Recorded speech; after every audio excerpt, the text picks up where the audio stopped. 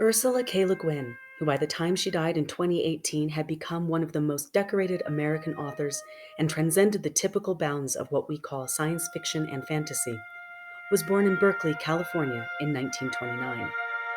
The daughter of an anthropologist and writer, Le Guin's fiction is deeply indebted to her parents' early teachings on the value of human experience and the relativity of cultural norms, two themes that appear repeatedly in her award-winning novels and short stories.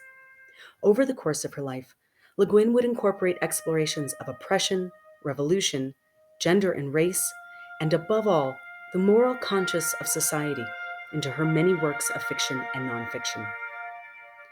Her career began slowly, writing during the early years of the science fiction boom, and while realism still dominated literary fiction in America, initially Le Guin struggled to find publishers willing to take on her works of magical realism. In a 2016 interview with The New Yorker, Le Guin reflected on her early career, saying, "I was going in another direction than the critically approved culture was. I was never going to be Norman Mailer or Saul Bellow. I didn't know who my fellow writers were. There didn't seem to be anybody doing what I wanted to do." Her first novel was Rocannon's World in 1966, published by Tor. She would go on to write 23 novels, as well as plays, poetry, essays, and criticism. Her most famous titles include the six related books of the Earth-Sea cycle, The Dispossessed, and The Left Hand of Darkness.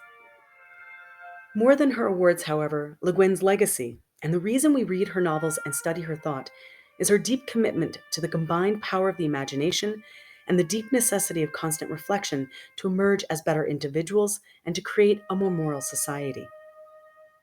Speaking to the increasing commercialism of society and the loss of a deeply felt and considered inner life, Le Guin wrote in The Wave in the Mind, "Living in a world that is valued only as gain, an ever-expanding world as frontier that has no worth of its own, no fullness of its own, you live in danger of losing your own worth to yourself.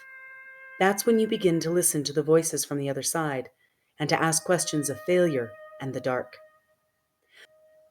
Le Guin found the necessity of listening to voices from the other side in both her imagined worlds and societies and in our world. In one of her final interviews, she urges all of us to listen to the unheard voices speaking from the margins of power. It is this, Le Guin's ability to explore the dynamics of our world through the powerful lens of an imagined place and people, that makes her one of the literary luminaries of contemporary fiction and a voice for social and political change. Through her works of science fiction and fantasy, Le Guin revealed our own humanity in all its violence and capacity for greatness, and charged us all to not only be readers of great imagination, but agents of compassion and change.